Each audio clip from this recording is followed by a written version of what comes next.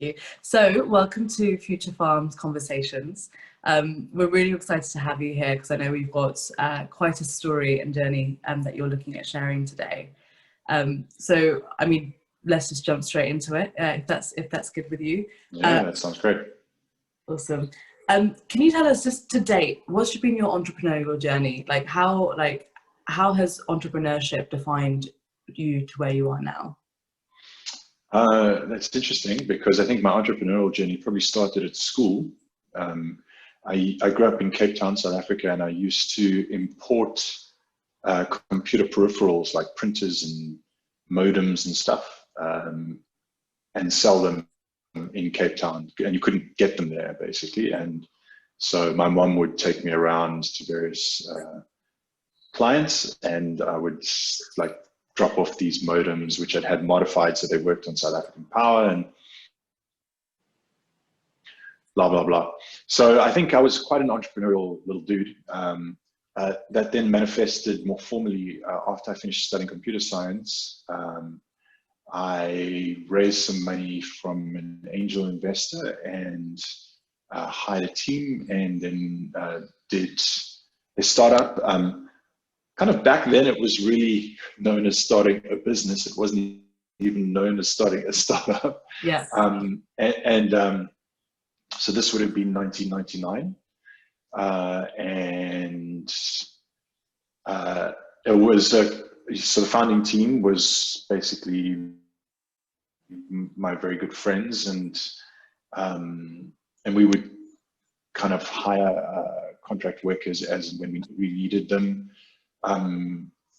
We pivoted 4 times, and eventually found a product that people wanted, which was targeting mobile operators, so your Vodafones and Oranges at the time and stuff.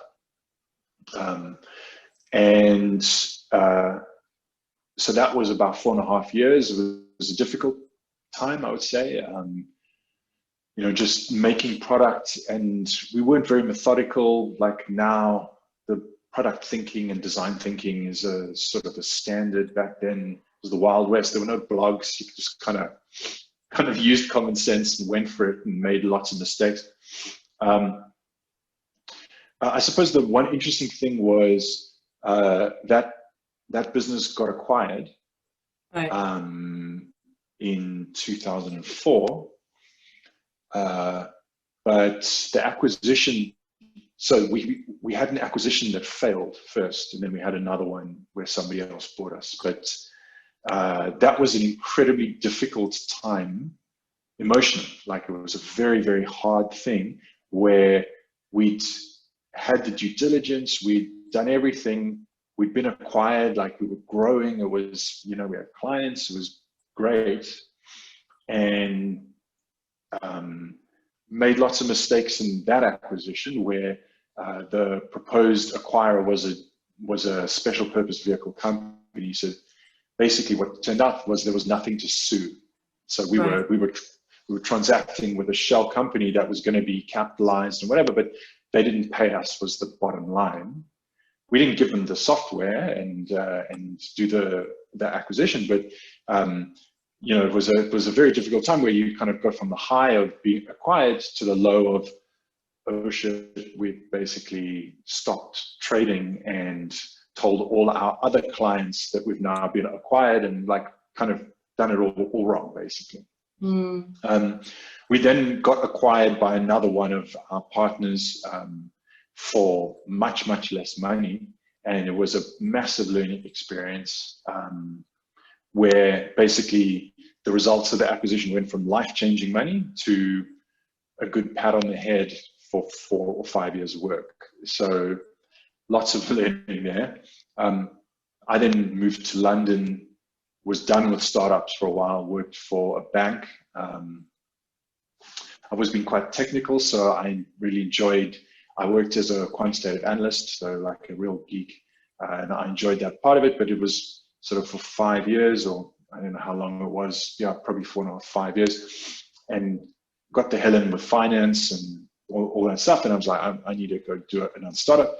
Took a year off, and then incorporated my second startup, which would have been in 2012, I think. And again, worked for 3 years, didn't raise money, worked for 3 years, and got acquired again in 2015. Now, I've sort of glibly skipped over those 3 years, but that's probably what we want to talk about today.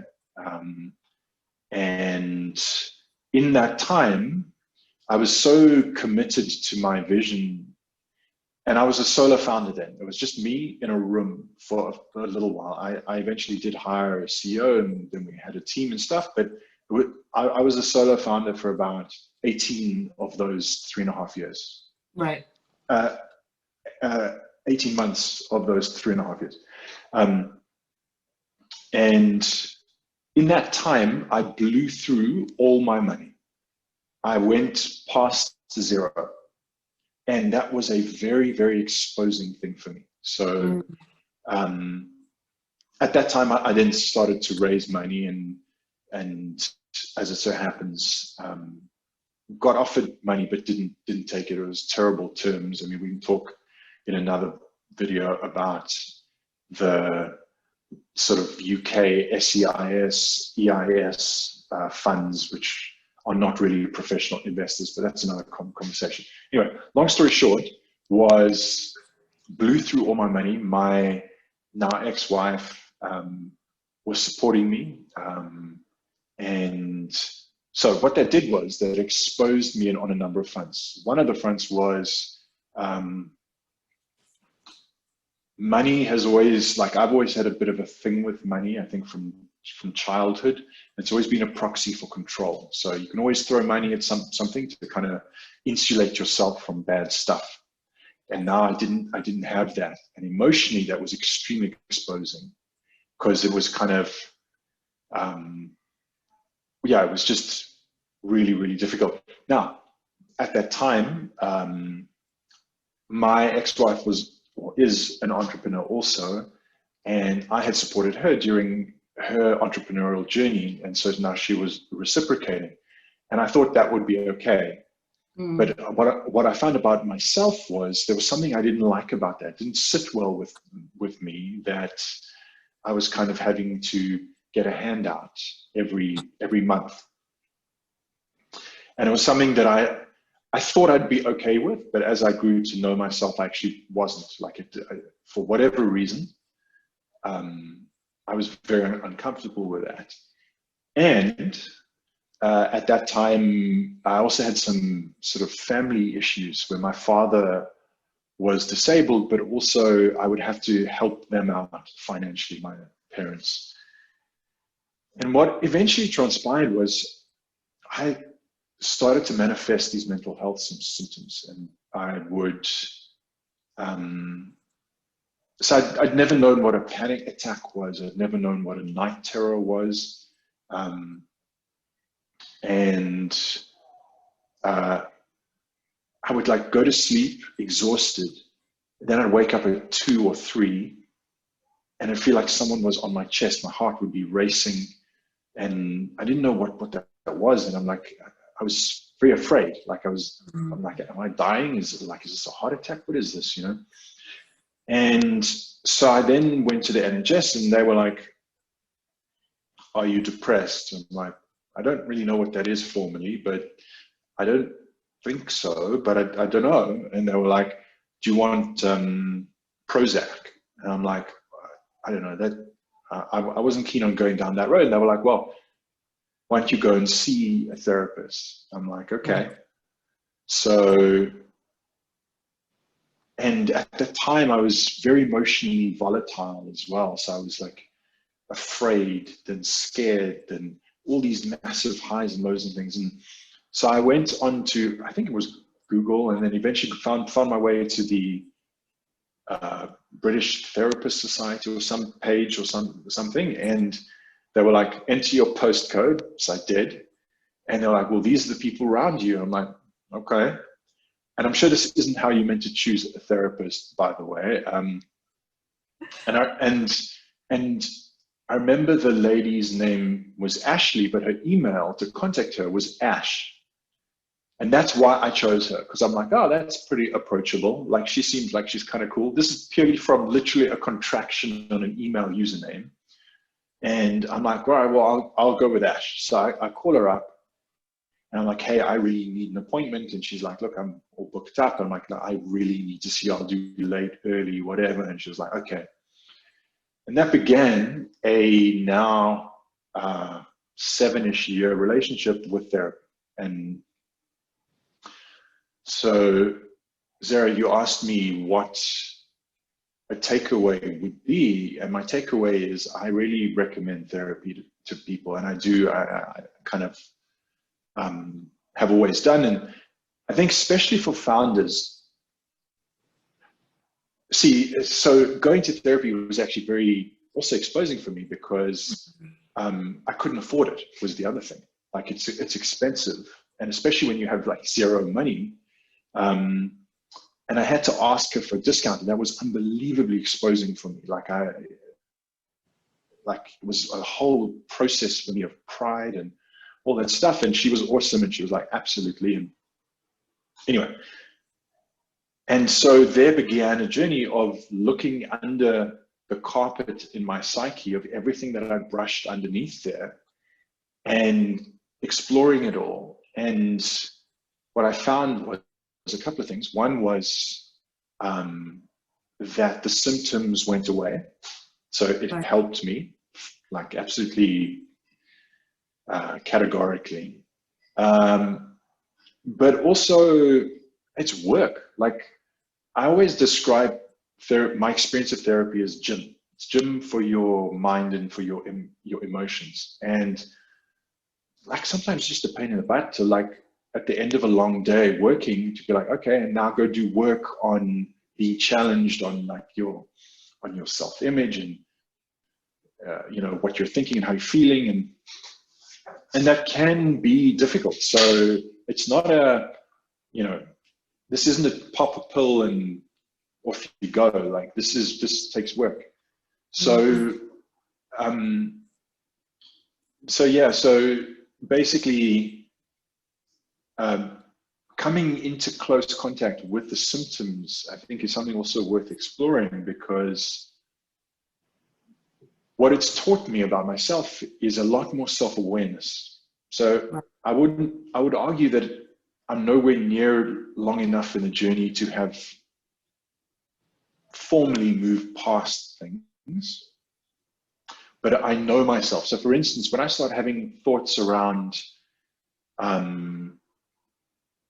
there's something wrong with me physically. So it's like, I'll see a marker on my skin. And if I have the thoughts of, wow, this could be serious, I know I'm not in a good space. Like I have markers now, which I'm more aware of, that I'd be like, okay, no, I'm probably feeling exposed. And this is a vaguely disguised panic response. And why am I panicked? And like, I kind of self-soothe, which is something that I was not very good at, and I'm still not very good at, but I'm a bit better. So I'll pause there. No, that's so interesting, and thank you for sharing that. I mean, that sounds like such a heavy and dark time to kind of go through, and it's brilliant to actually see the kind of positive application for therapy, which, you know, of course is a brilliant kind of lifeline out. What would also be interesting, if you don't mind divulging in, is when you were going through that time, how did your relationships play a role in? Yeah, sure. So I remember that time because it's the 6 months that I haven't drunk coffee as a man. So I remember it very, very clearly, because coffee was actually an aggravator from an anxiety symptom point of view. So I took the very, very difficult decision to not have it for 6 months. But my relationships, so I guess, interestingly for me, and I wonder if this is common in founders, but for me, asking for help is very, very, very difficult for me. I am resilient and resourceful, like I know that about myself. But the shadow side of that is not asking for help and not giving up either. Both of those things are something that I'm now better at, but I'm still not good at. So you bring up relationships. So what I would do is I was going through all the stuff and I actually pushed people away. So instead of leaning on people and asking for help, or like, hey, I'm going through this stuff, or this is super hard, or I would push people away and I would kind of want to work my way out of it. Like that was kind of my mindset. And interestingly, like getting to know myself a little bit better, I think I now am also hyper aware of when I do that, and try and kind of coerce myself into asking for help or whatever. Now, I suppose my main relationship being that with my then wife, I would probably say semi-dramatically that was the beginning of the end for us, actually. Right. And because what happened was she and I were both, I would probably classify as sort of type A, incredibly hard, conscientious workers, very responsible and diligent. And her business needed a lot of work also. So you got two entrepreneurs in the family. And what happened, the reason I would say, and I've said this to her, this isn't a secret or anything, is at some time after my brush with mental health and my startup, I made the decision to pull back a little bit from work, to kind of say, you know what, this is actually costing me too much. And she struggled with that more. And I think we were at different speeds, and that produced all sorts of incompatibilities and incongruencies in the relationship. But to her credit, she was extremely supportive during that time, like really. And she had actually been through mental health issues when she was younger. And in some sense, it brought us closer together, because at the time, I didn't know how to support her. And I was like, I had no context of mental health or anything like that growing up. In my family, it wasn't that we didn't talk about it, it just wasn't a thing. Yeah. And in her family, and she had a much more trying childhood than I'd had, and therefore had manifested symptoms in her early 20s. And so in the way it brought us closer together, because I sort of realized that I actually probably wasn't a very good partner for her during that time. And she was a believable partner for me during my experience. So, but at the same time, I think that started a journey of just growing apart, where like we just had different priorities, and that would play out. So in terms of her supporting me, she was very, very supportive, not only obviously economically, but also emotionally. Okay, yeah. But I think in terms of relationships, that, I suppose it's glib to say it's an obvious strain, but the way in which it showed up was kind of me saying to the world, I got this, I can handle this, and I couldn't. And so the learning for me was not to be so proud, and not to be so guarded, and not to kind of have facades of everything's okay when it's not, and being okay with everything not being okay. Got it. No, definitely. And this is the thing, I think this is something that we find that entrepreneurs regularly struggle with, right? To become an entrepreneur, you have to have a certain characteristic of always looking for a solution, rather than, it's less natural and easy to ask for help. So I think that's a point that's going to resonate with a lot of our community with that. Adam, thank you very much for kind of deep diving and jumping and sharing your story. And so for joining. welcome. Yeah, and but thank you. I think it's incredible, and for being honest and open and raw with us.